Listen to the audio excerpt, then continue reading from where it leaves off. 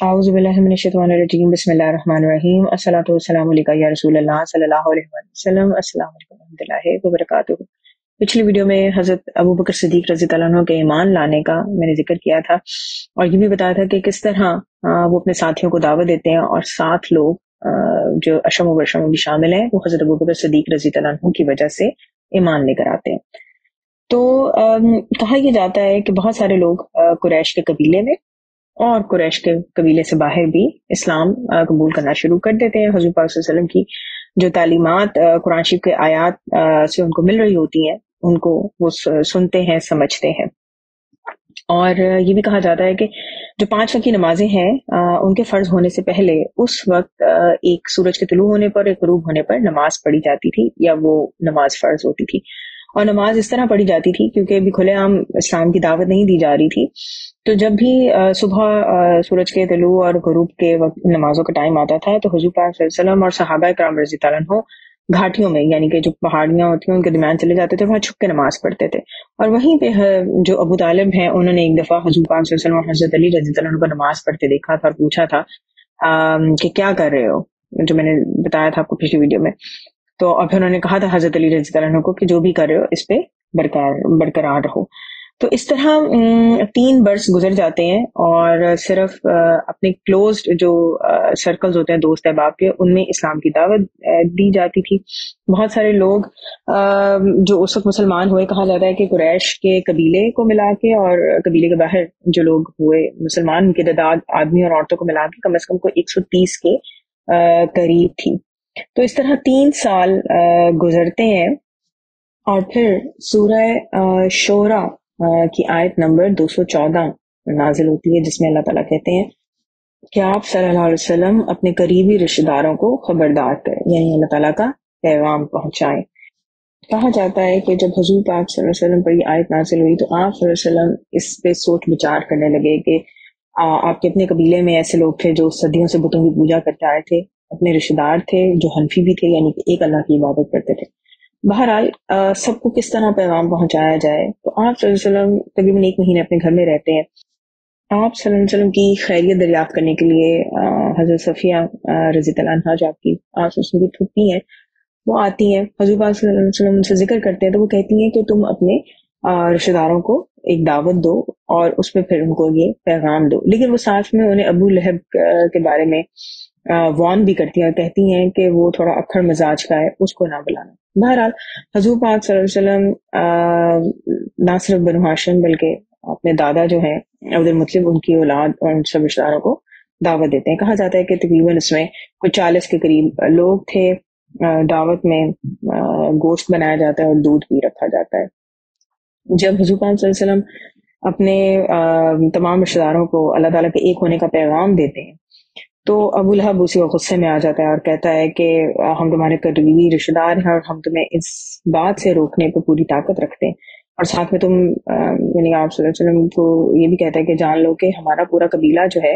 وہ اگر اس طرح کی بات کرے گا تو عرب کے جو لوگ ہیں وہ ہمارے قبیلے سے زیادہ ہیں، اور ہم اپنے باپ دادا کا دین نہیں چھوڑیں گے، اور تم یہ کیسی بات کر رہے ہو کہ ہمارے خداؤں کا انکار کر رہے ہو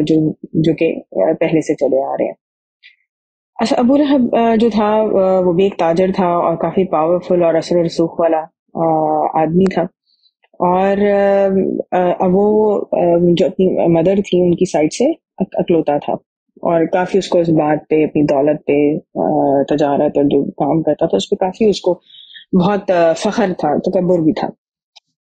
تو وہ کہتا ہے کہ میں تو اس دعوت کے کام سے حضور صلی اللہ علیہ وسلم کو روکوں گا، لیکن ابی طالب جو ہوتے ہیں، جو حنفی ہوتے ہیں، وہ بتوں کی پوجا نہیں کرتے، وہ کہتے ہیں کہ میں جب تک زندہ رہوں گا میں حضور پاک صلی اللہ علیہ وسلم کی حفاظت کروں گا کیونکہ یہ میرے بھتیجے ہیں۔ حضور پاک صلی اللہ علیہ وسلم کی پھوپھی صفیہ جو ہیں وہ اس وقت ابو لہب سے کہتی ہیں کہ کیا تمہیں اچھا لگے گا کہ اپنے بھتیجے کے خلاف اس طرح کھڑے ہوگے، اور کیا تمہیں اسکالرس کی وہ بات یاد نہیں ہے کہ وہ اس بات کی خبر دیتے آئے ہیں کہ عبد المطلب کی اولاد میں ایک نبی آئے گا، وہ نبی محمد صلی اللہ علیہ وسلم ہی ہے۔ اس کے جواب میں ابو لہب کہتا ہے کہ یہ ساری بے بنیاد باتیں ہیں، اور جب قریش کے باقی لوگ ہمارے خلاف ہو جائیں گے تو ان کی تعداد بہت زیادہ ہوگی اور میں یہ برداشت نہیں کر سکتا۔ اس دعوت میں حضرت علی رضی اللہ عنہ جو کہ جن کی عمر صرف 13 سال تھی، ان کی بات خاص طور پہ کتابوں میں مینشن کی گئی ہے کہ وہ کہتے ہیں کہ حضور پاک صلی اللہ علیہ وسلم، میں یہاں سب سے چھوٹا ہوں لیکن میں آپ صلی اللہ علیہ وسلم کا ساتھ دوں گا. یہ دیکھ کر باقی لوگ ان کا مذاق بھی اڑاتے ہیں کہ جب دشمن لوگ بنیں گے تو پتہ نہیں کیا ہوگا. اس کے بعد اللہ تعالیٰ سورہ حجر کی آیت نمبر 94 میں آپ صلی اللہ علیہ وسلم کو یہ پیغام دیتے ہیں کہ آپ صلی اللہ علیہ وسلم اب کھلم کھلا اسلام کی تبلیغ کریں اور مشرکوں سے منہ موڑ لیں. ان دنوں عرب کے لوگوں میں یہ دستور ہوتا تھا کہ جب بھی انہوں نے کسی بات کا اعلان کرنا ہوتا تھا یا کوئی مصیبت آ رہی ہے اس کے متعلق لوگوں کو بتانا ہوتا تھا تو یا صباحہ بولا کرتے تھے. تو اسی رول کے مطابق حضور پاک صلی اللہ علیہ وسلم صفا کی پہاڑی پر جاتے ہیں اور یا صباحہ بولتے ہیں. بہت سارے لوگ جن میں قریش کے سردار شامل تھے، جن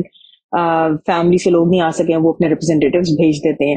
وہ سارے لوگ اکٹھے ہو جاتے ہیں. تو آپ صلی اللہ علیہ وسلم اپنے ہاتھ سے اشارہ کرتے ہوئے انہیں کہتے ہیں کہ اگر میں تم سے یہ کہوں کہ اس پہاڑ کے پیچھے سے دشمن کی فوج تم پر حملہ کرنے آ رہی ہے تو کیا تم لوگ میری بات مان لو گے؟ تو سب لوگ کہتے ہیں کہ ہم آپ کی بات، آپ صلی اللہ علیہ وسلم کی بات ضرور مانیں گے، کیونکہ آپ صلی اللہ علیہ وسلم صادق ہیں، سچے ہیں، کبھی جھوٹ نہیں بولتے. تو اس پہ حضور پاک صلی اللہ علیہ وسلم انہیں یہ پیغام دیتے ہیں کہ اللہ تعالیٰ ایک ہے، شرک چھوڑ دو، بت پرستی چھوڑ دو اور صرف واحد اللہ کی عبادت کرو. اور اللہ تعالیٰ نے مجھے تم لوگوں کی طرف رسول بنا کے بھیجا ہے صلی اللہ علیہ وسلم تاکہ تم لوگوں کو اللہ تعالیٰ کے عذاب سے بچایا جائے. لوگ جب یہ بات سنتے ہیں تو ان کے لیے بات بالکل ایک نئی ہوتی ہے، شوق میں بھی ہوتے ہیں.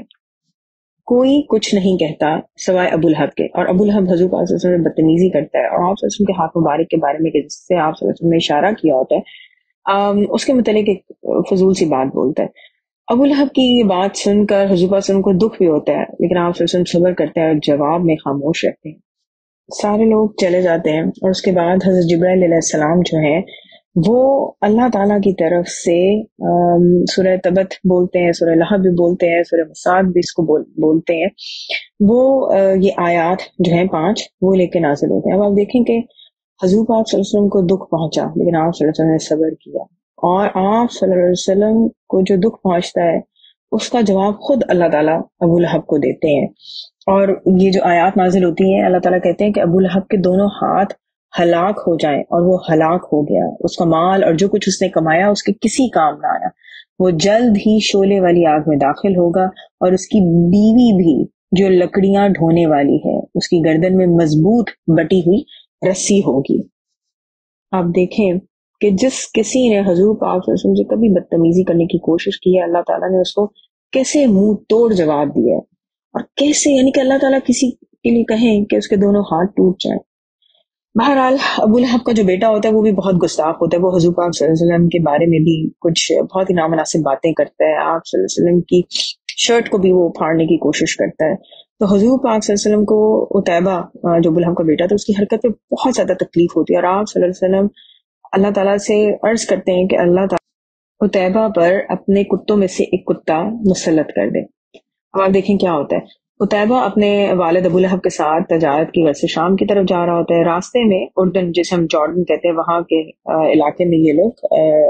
اپنا پڑاؤ ڈالتے ہیں. اب ابو لہب اور سارے لوگ جانتے ہوتے ہیں کہ حضور پاک صلی اللہ علیہ وسلم نہ کبھی جھوٹ بولتے ہیں اور نہ آپ صلی اللہ علیہ وسلم کی دعا کبھی رد ہوتی ہے. تو ابو لہب اپنے تمام قافلے والوں کو کہتا ہے کہ میری بیٹی کی حفاظت کرنی ہے اور مجھے ڈر ہے کہ کہیں محمد صلی اللہ علیہ وسلم کا کہا ہوا پورا نہ ہو جائے. میں جانتا ہوں کہ محمد صلی اللہ علیہ وسلم کی دعا رد نہیں ہوگی. تو تمام قافلے میں موجود لوگ کیا کرتے ہیں کہ عتیبہ کے گرد اپنا سامان رکھ کے ایک حفاظتی دیوار سی بنا دیتے ہیں اور اس میں عتیبہ سوتا ہے. لیکن کیا ہوتا ہے کہ رات کو ایک ایسا جانور آتا ہے کہ جو نہ تو عتیبہ کا خون پیتا ہے اور نہ ہی اس کا گوشت کھاتا ہے، لیکن اس کے جسم کے ٹکڑے ٹکڑے کر کے رکھ دیتے ہیں. انشاءاللہ باقی نیکسٹ ویڈیو میں. اور میری دعا ہے کہ اللہ تعالیٰ ہم سب کو